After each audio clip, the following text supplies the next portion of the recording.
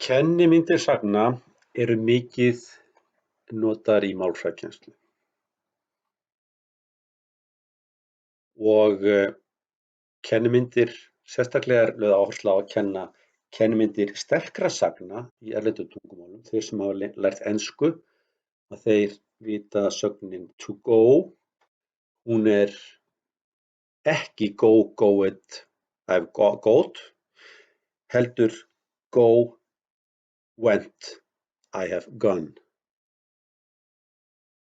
Og þannig er það í þessum germansku tungumálum í kringum okkur að það eru sterkar sagnir og veikar sagnir.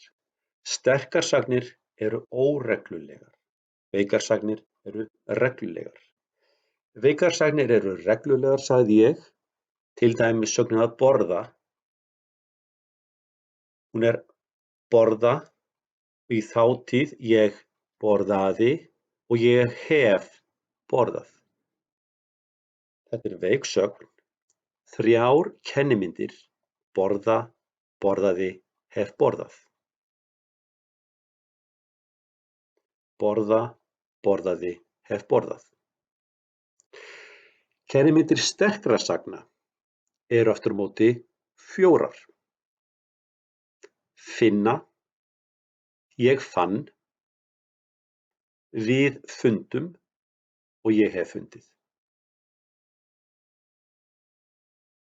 Bíta, ég beit, við bitum, ég hef bitið. Skoða, skoðaði, hef skoðað. 3 kennimyndir veikra sagna, 4 kennimyndir sterkra sagna.